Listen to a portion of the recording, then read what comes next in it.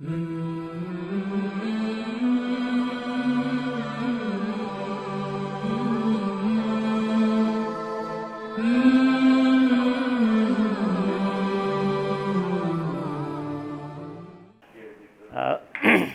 alaikum, alhamdulillah rabbil alameen, assalatu wassalamu ala rasulil kareem. This introduction led me to believe that I have been around for a long time. So this lecture is actually on the Quraan.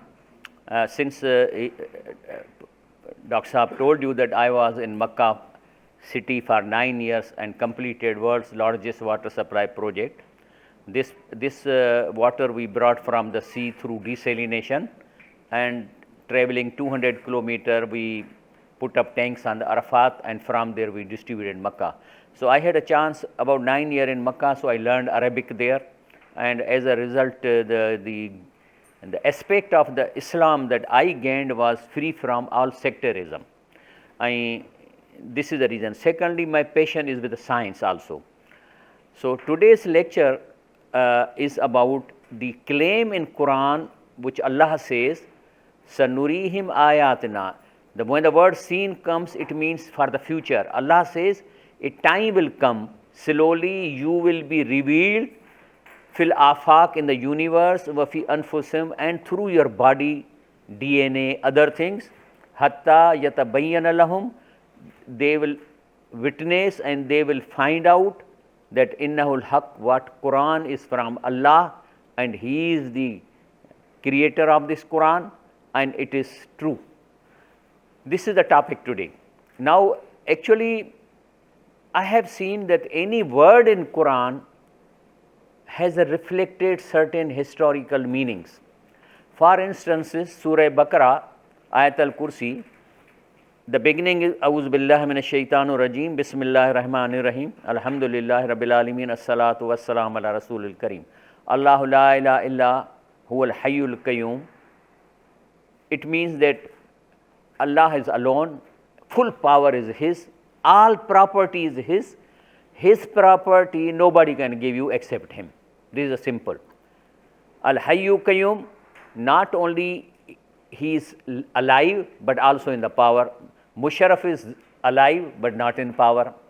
He is hayy but not in qayyum. And the point I am bringing is la ta'khuzu sinatun wala nawm.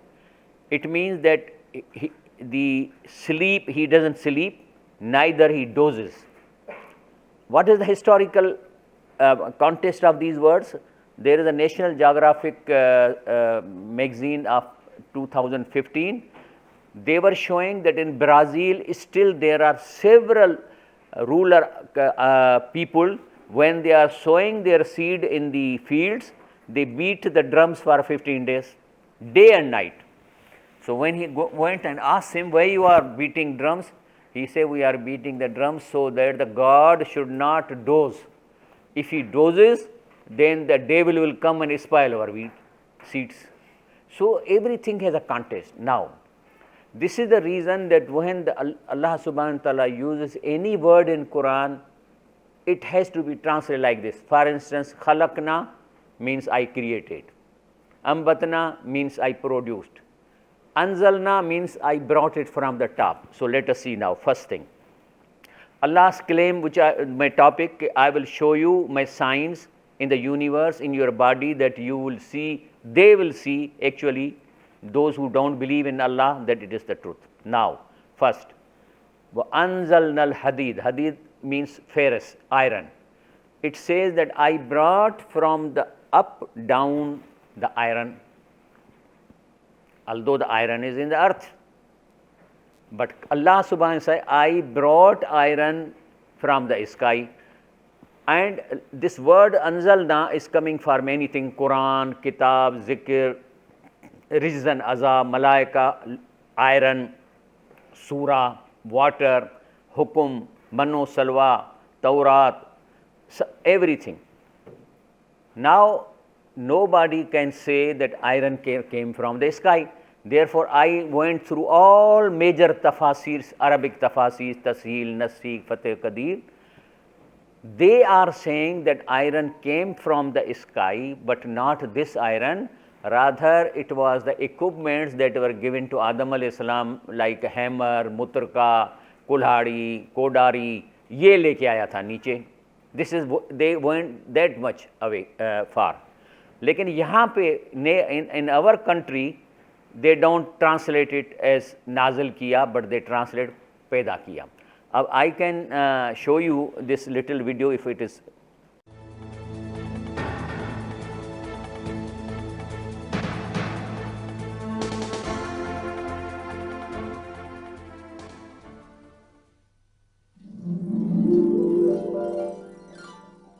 Iron is one of the elements highlighted in the Quran. In Surat al-Hadid, meaning iron, we are informed,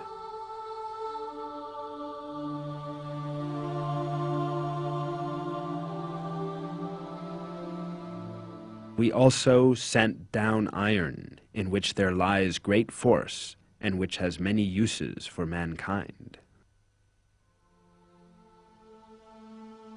The word anzalna, translated as we sent down, and used for iron in the verse, could be thought of having a metaphorical meaning to explain that iron has been given to benefit people.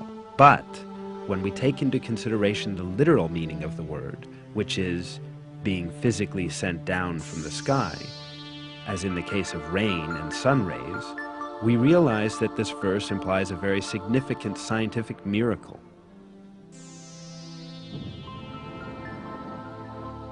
Because modern astronomical findings have disclosed that the iron found in our world has come from giant stars in outer space, since the temperature in the sun is inadequate for the formation of iron.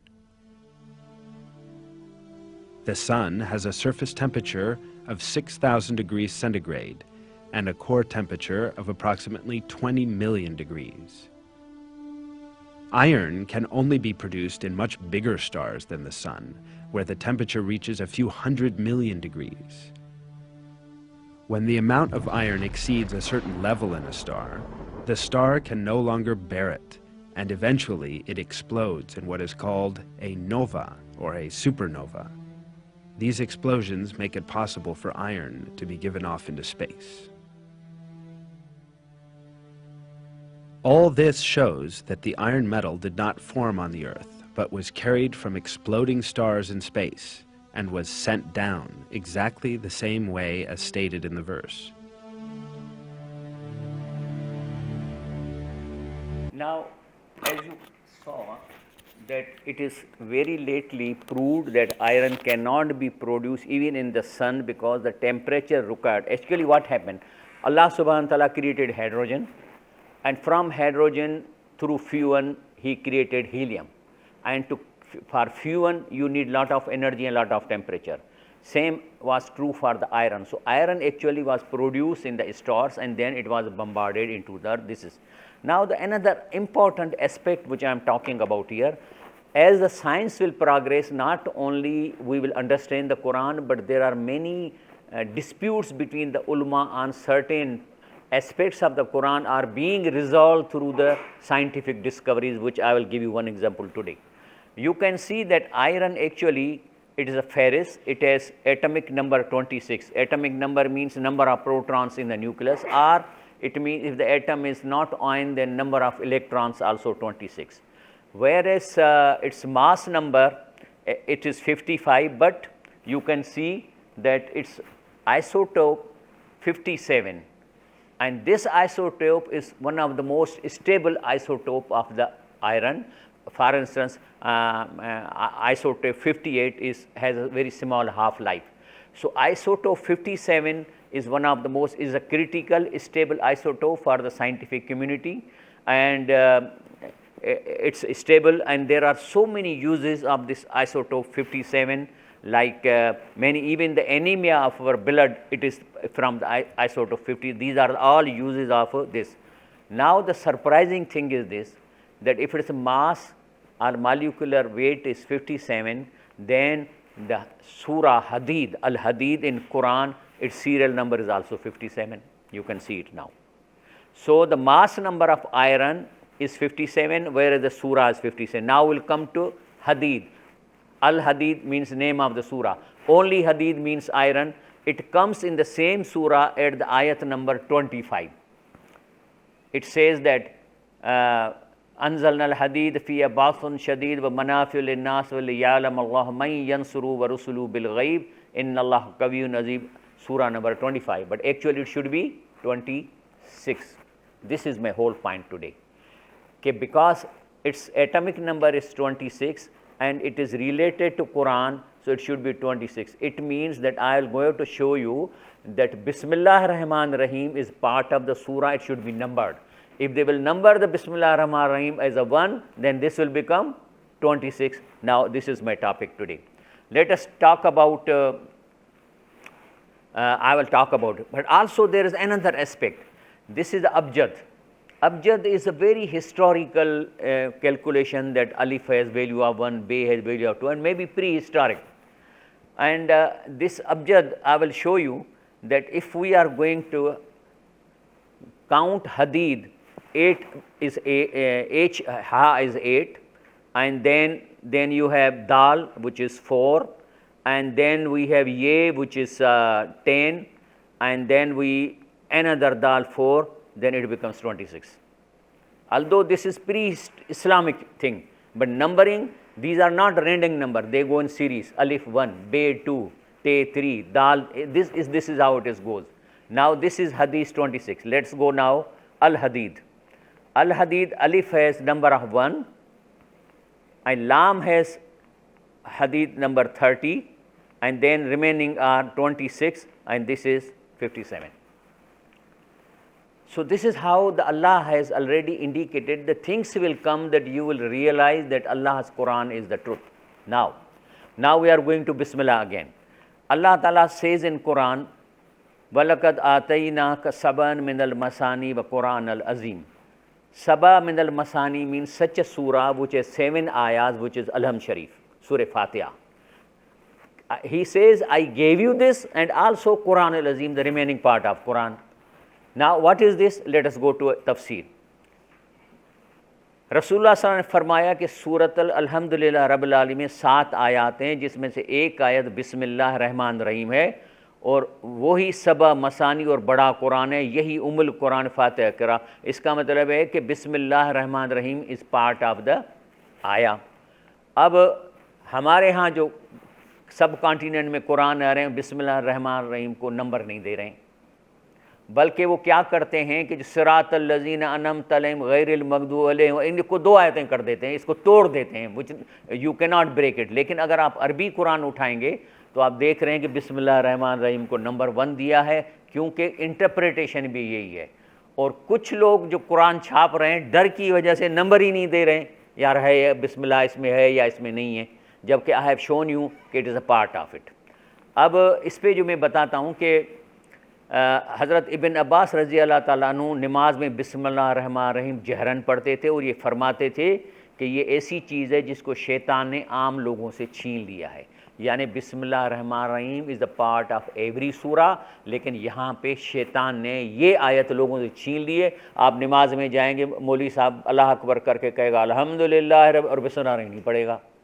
अच्छा, इस पे और उन्हें क्या कि आप सल्लल्लाहु अलैहि वसल्लम जो है मद के साथ फिर आपने बिस्मिल्लाह रहमान रहीम पढ़ते थे, बिस्मिल्लाह में अल्लाह के लाम को मद के साथ पढ़ते थे। इसी पे ये इंग्लिश में आ रहा है कि one of the companions of इमाम as-Sadiq alayhi salam said, I asked the Imam, when I stand for prayer, should I recite Bismillah in the beginning of Surah Al-Hamd? The Imam said, yes. I question once again, when Al-Hamd is completed, I have to recite another chapter after it, so I have to recite Bismillah? He said, yes. इसका मतलब है कि they said कि बिस्मिल्लाह रहमान रहीम हर आयत के आगे आपको पढ़ना चाहिए।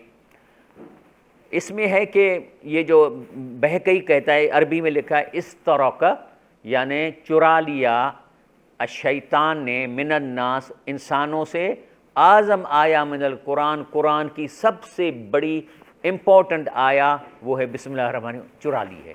यानी the Satan has try to steal the greatest verse of Quran away from the people, and that is बिस्मिल्लाह रहमान रहीम। अब वी कम बैक टू हदीद. You saw that its atomic number is 26, but according to this Indian Quran, the ayah is 25. But if you include the Bismillah Rahman Rahim with the number 1, ayah will become 26, and this is the atom number of iron, and the series of Al-Hadid is 57, which is the mass number of the Al-Hadid. So this is how science can further elucidate and solve many controversies. Another ayah. Today, you see, I have 7 parts of such type of presentation, which I am only giving you one part today. Allah subhanahu wa ta'ala says, La yazubu, yani Allah se chupa nahi hai. Nothing is hidden from Allah. Anhu misqal zarratin. Misqal bolte hain weight ko, zarra bolte hain atom ko. So Allah subhanahu wa ta'ala says that nothing is hidden from him, even a small thing as a weight of an atom. Fis samawat wala fil ard, either in universe or in the earth. Wala asghar min zalik, any weight greater than the weight of atom. Wala asghar min zalik, any weight smaller than the weight of the atom. Wala akbar, either bigger than. It means that this is the first time you are hearing the Quran is talking about the division of the atom, that there are things which are smaller than atom, and these are now we know it, that atom is not only proton and neutron, but rather it has quarks and leptons, which are still subdivided parts of the proton and the neutron. Then Allah Ta'ala Subhanahu gives another example. Laqad khalaqna fawqakum sab'a taraik. He says that I have created 7 layers above your earth. Wama kunna anil khalqil ghafilin, and I know their functions, and I'm aware of that what are the function of these 7 layers. What are these 7 layers and what is their function? Allah subhanahu wa ta'ala says in another ayah, وَجَعَلْنَا السَّمَاءَ سَقْفًا مَحْفُوظًا. I have created above you a layers or the roof which protects you. وَهُمْ أَنْ آيَاتِهَا مُعْرِضُونَ. But people, since they don't read Quran, they don't understand it, don't compare science with the Quran, so they are unaware of the ayah of the Quran. And what are these layers? These are the 7 layers above the earth. The kilometers are given. Some layer reflects the radio waves. If there is no such layer, you cannot get television transmission, radio transmission. There is another layer which is 35 kilometer thick. It is the one which will burn everything which will pass through this layer. This is the reason when the satellites or the rockets are returning back, they are giving ceramic covers so that when they pass through this layer, otherwise it will be burned. This is the reason most of the stray meteoroids, etc., when they try to hit the earth, they become dust through this layer. The 4th layer, which is ionosphere, it has so many things in this. Air moves in tides and waves in this, and helium, nitrogen, oxygen make up the air of this layer. International space stations orbit in this layer. So all these layers are 7, and they protect the earth. If there were no such layer, then earth cannot survive. This is what Subhanahu wa Ta'ala say. Allah Ta'ala farma you have to, when you are reading Quran, please understand with its translation. Allah Subhanahu says, Allazina yazkuruna Allah qiyaman wa qu'udan wa la junub. Those who make tafakkur, try to understand Allah's Quran, its words, its meaning, either standing or sitting or sleeping, وَيَتَفَكَّرُونَ, and make deep thinking, فِي خَلْقِ السَّمَاوَاتِ وَالْأَرْضِ, how the Allah has created this universe and this earth. And then after this you will conclude, Rabbana, O my Allah, ma khalaqt haza batla, such a creation you are not done without any purpose. Subhanaka, Allah Ta'ala, I conclude that you are free from any defect. Fakina azab an-nar, I request you that forgive my sins. This is how you come. Now, for example, Allah says, look at the things. Now, I give you an example. Allah says, afala yanzuruna ila al-ibil. Kehta hai, why you don't look deeply into the camel? Kaifa khuliqat. How did I create it? Now, I don't know, I can show you this.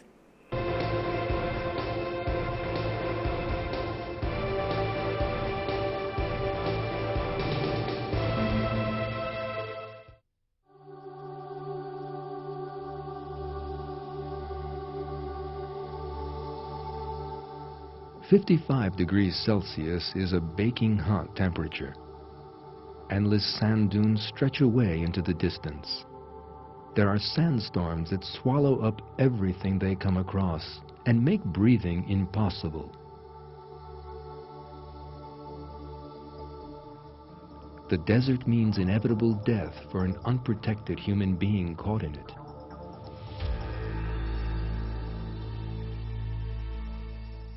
Only vehicles specially built for the purpose can survive in these desert conditions. Any vehicle intended to work in the baking conditions of the desert has to be designed to withstand them and to be impervious to sandstorms. Furthermore, it has to be able to travel long distances with very little fuel and consuming little water. The machine best able to withstand these difficult conditions is not a vehicle at all, but an animal.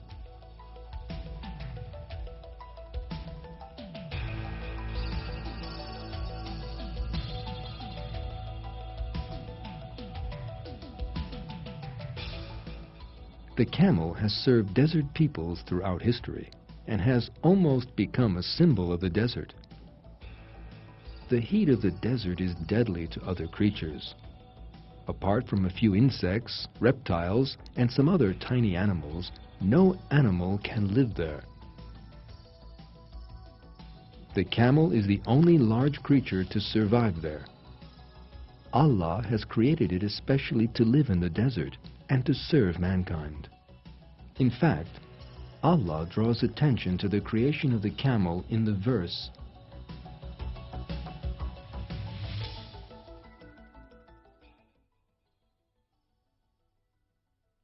"Have they not looked at the camel, how it was created?"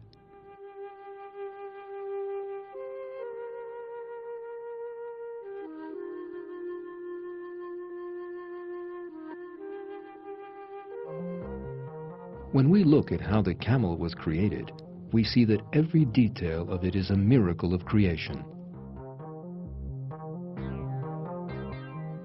The most important thing in the burning heat of the desert is to drink, but it is difficult to find water there. It is also practically impossible to find anything to eat in the endless sand. That being the case, any animal that can live there has to be able to withstand hunger and thirst. And indeed, the camel has been created resistant to both.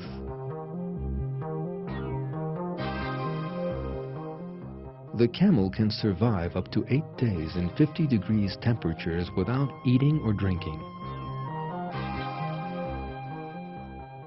When the camel, which can go without drinking for long periods, does find a source of water, it stores it up. Camels can drink up to 1/3 of their body weight of water in 10 minutes. That means up to 130 liters in one go. The storage area is the camel's hump. Some 40 kilograms of fat are stored there. Thanks to this, the camel can travel for days in the desert without eating anything.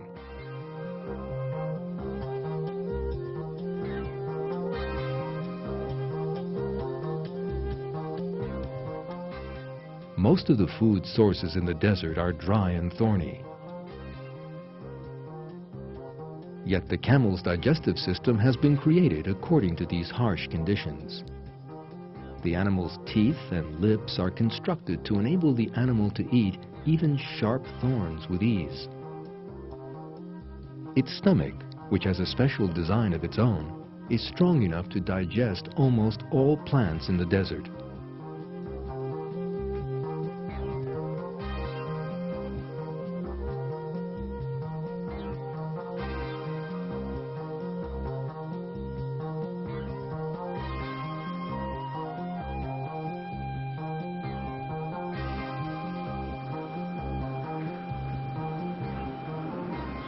Desert winds suddenly arise, generally in the wake of sandstorms.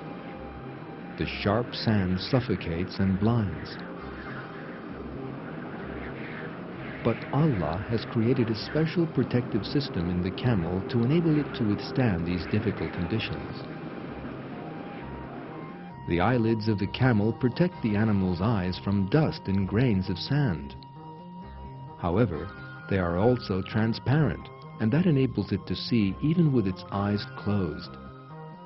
Its long, thick eyelashes are created so as to prevent dust from getting into the eyes. There is also a special design in the camel's nose. When sandstorms blow, it closes its nostrils with special lids.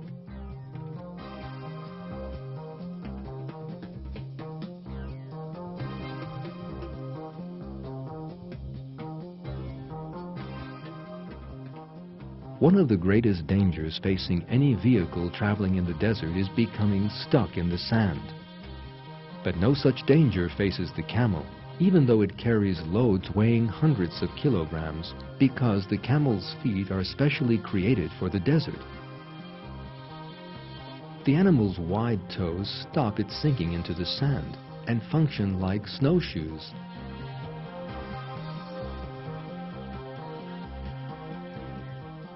Its long legs keep its body away from the burning heat of the desert floor.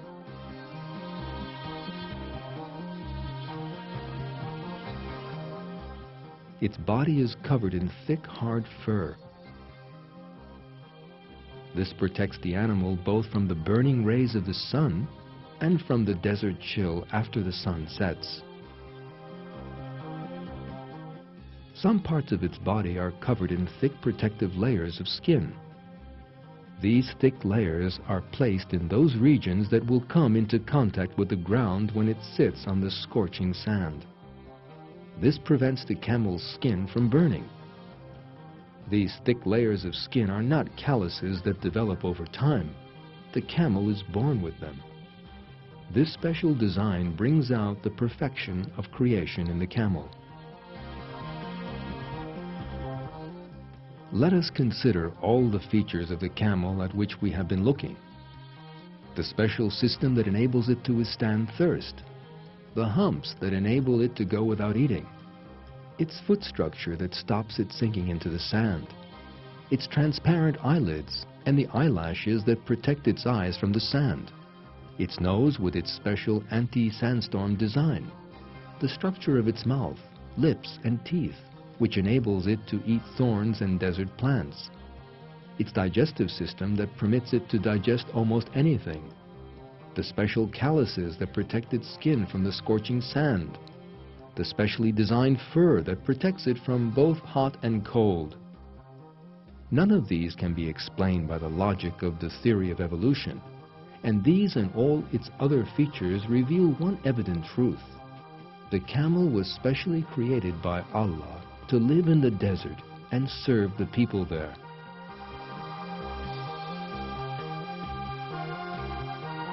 So the Allah subhanahu wa ta'ala say, Afala yanzuruna ilal ibil kayfa khuliqat kara. Why you don't look at this only, but it's not only chemical. Even fly, mosquito, anything, if you look at it, you will see the God's creation thing. This is what Allah wants from us. Especially this is my first lecture on this topic to you people, because I understand you are the one who will carry this message further. Now let us go a little further. This is the man, it is called Antony Flew. He was English philosopher, and he wrote 7 books, and the title of all books was There is no God. There is no God. Lekin in 2004, 6 years before death, he changed his position and stated that he now believed in the existence of intelligent creator of the universe, shocking his fellow colleagues and atheists. He said, I now believe there is a God. I now think the evidence does point to a creative intelligence almost entirely because of the DNA material. He was faced the DNA. What is the DNA material? Actually, it is 23, 24, 4-letter words. And actually, these are these words.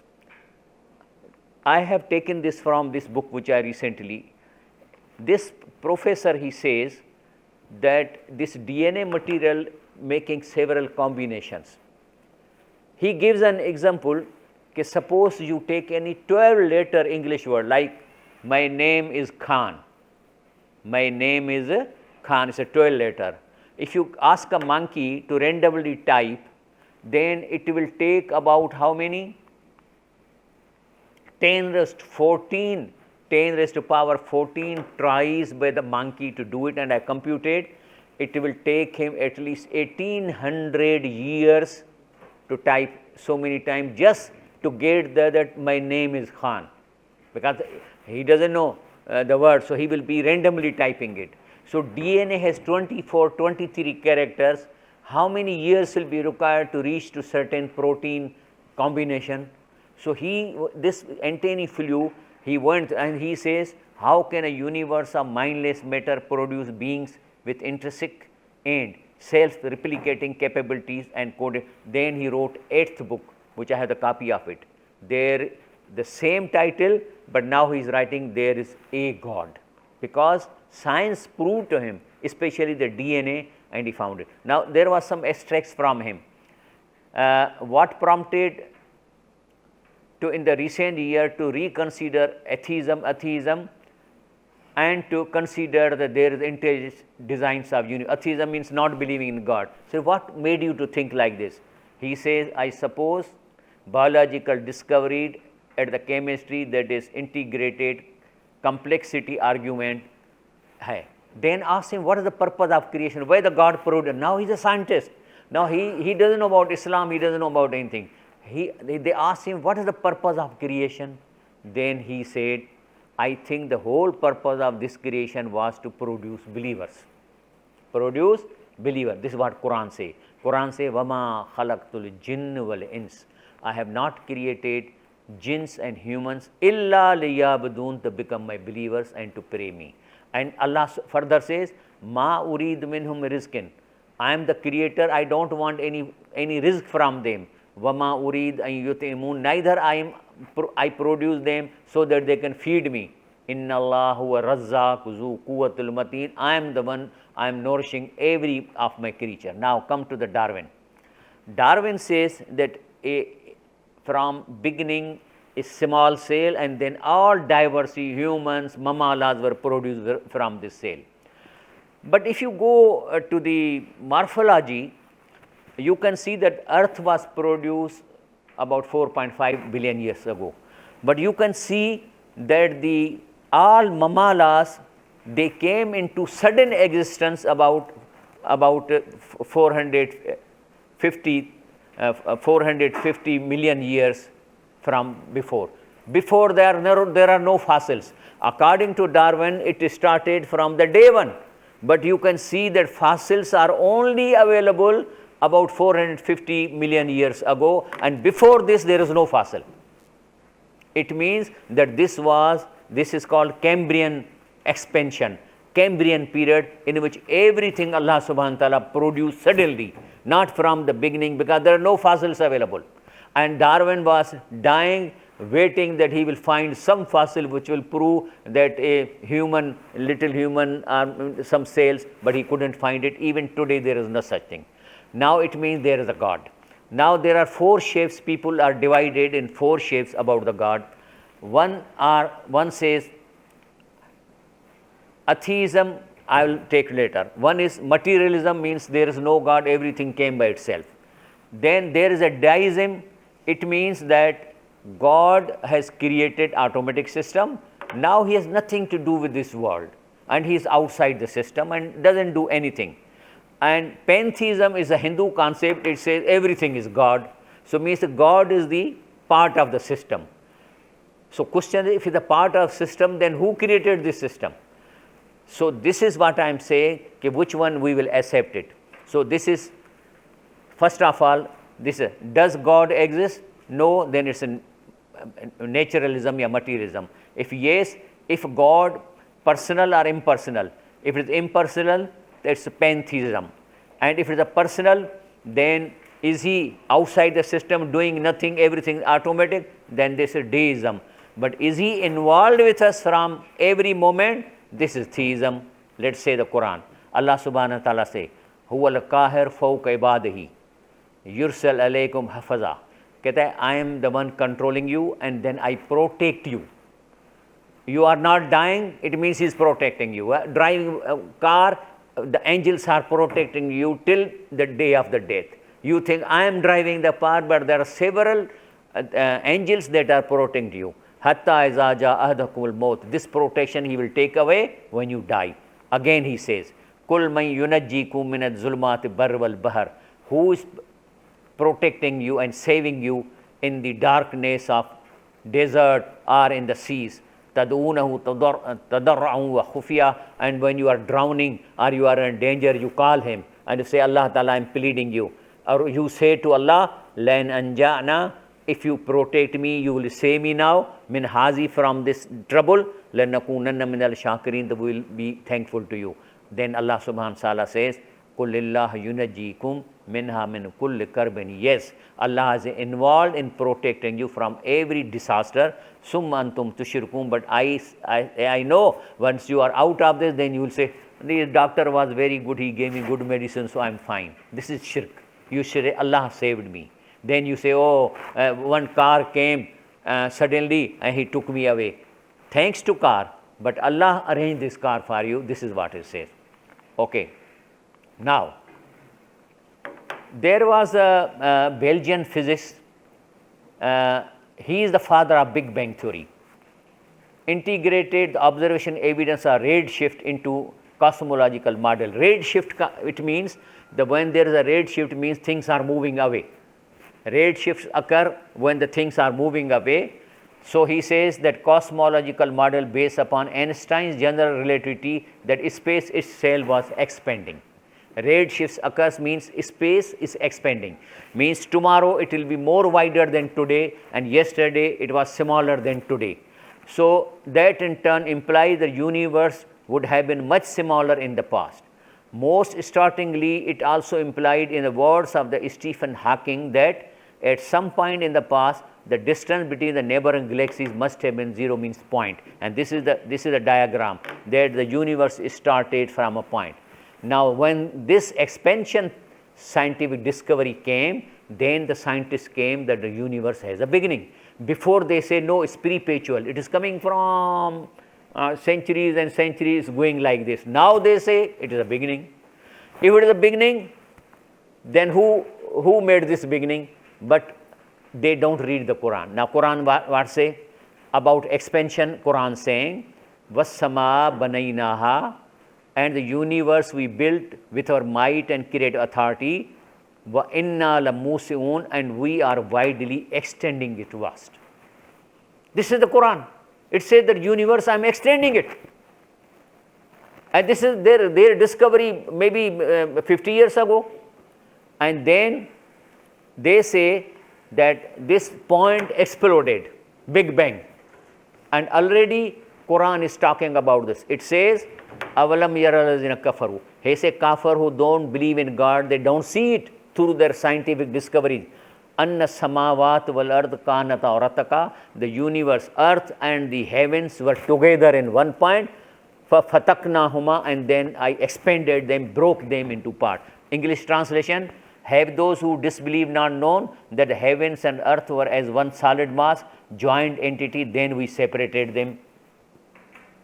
So this is the Quran is, now this is the reason that they are becoming Muslims.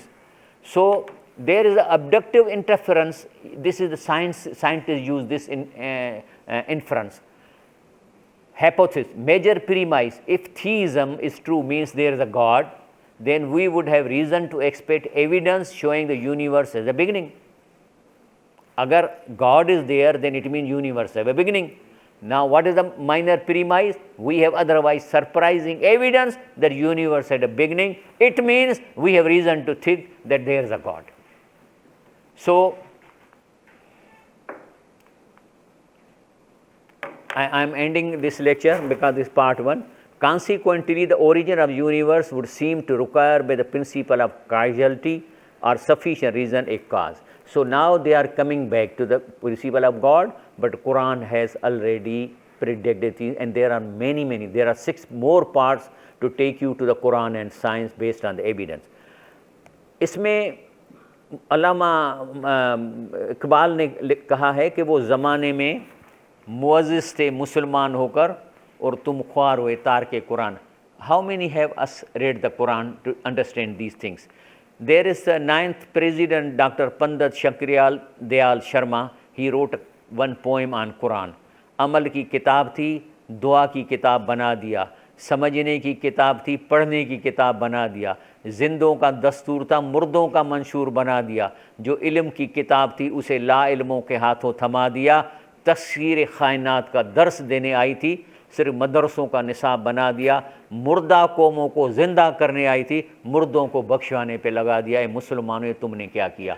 Last slide is this. I am talking about Gary Wills. Gary Wills, I heard one of his lecture. There is one book that he has written, and it says what the Quran meant and why it matters. In that conference, I noted him. He said, Gary Wills in Chicago Humanities Festival said, I am ashamed that I read the Quran so late in life, and after I read it, I wrote a massive book entitled What the Quran Meant and Why It Matters. So, question is this, that he was a atheist, he was a religious scholar, but he didn't read the Quran. He wrote books on the Bible and Torah, but it was too late for him to read the Quran. And then he said in the whole public meeting that I am ashamed that I read the Quran. I read the Quran late. And then he asked the audience, are you ashamed? How many of you have read the Quran? Now I ask you, please raise your hand if you have read the Quran, the translation completely. Anyone? Good. So few of you. So after this lecture, I hope you will go back and read the Quran, and if you are interested the other parts, then when you will have a time, I am ready to give you this. This is also will be uploaded, and if you give your mobile numbers to my people, we can send you the presentation to you. I would quote here Pope Francis. The ability to listen is so important. Allah Ta'ala says in Quran, Afla yasmaun al-Quran. Quran ko tum sunte kyun nahi ho? He said the ability to listen is so important. Those who have it speak softly and quietly. Those that don't talk loudly and shout even. So you see in Pakistan, when they go process, they shout, they abuse. And if they have read the Quran completely with translation, remember one thing, it is said that one ayah, if you read with a translation, its ajr and sawab is more than if you read the Quran without translation. Khatma pura, usse zyada hai. एक आयत कुरान की समझ के पढ़ने का अजर 100 रकात नफिल से ज़्यादा है. कि Quran is the book of हिदाया, it is not a book of सवाब. अगर आदमी कहेगा मैं कुरान पढ़ता हूँ सवाब के लिए, नहीं है सवाब. हाँ, हिदायत की नीयत से पढ़ोगे तो सवाब भी मिलेगा. कि it is the book of guidance and Allah speaks to you in the Quran. God आपसे बात करता है. इसीलिए ज़्यादा लोग जहन्नम में जाएंगे तो अल्लाह के रसूल से अल्लाह पूछेगा क्या हुआ, तो कहेगा इन्नकुम इत्तखज़ू हाज़ल कुरान महजूरा. कर अल्लाह पाक मैं क्या करूँ, आयत है कुरान की कि मेरी कौम ने कुरान को छोड़ दिया था. तो अल्लाह पाक से मैं दुआ करता हूँ कि we see that how Islam is expanding in the world, how the science is compatible with the Quran. हदीत का अनज़लना कहना, हालांकि रसूलुल्लाह सल्लल्लाहु अलैहि वसल्लम उसको तालीम नहीं थी, बकरियां चराता था. वो लोहे के लिए कैसे कह सकता है कि अनज़लनल हदीद, लोहा ऊपर से आया है? Nobody can say. इवन 50 साल पहले तक कोई नहीं कह रहा था. वो तफसीर वाले भी कहते थे कि आदम वाले के साथ कुडारी वुडारी और मुतरका वगैरह लोहे का साथ आया होगा. See this thing, this is what says. So मेरा टॉपिक था कि मैं तुम्हें आयतें ऐसी दिखाऊंगा मुस्तकबिल में कि आप लोग कहोगे, आपके अलावा वो साइंटिस्ट कहेंगे कि अल्लाह का कुरान सच्चा है. अल्हम्दुलिल्लाह रब्बिल आलमीन.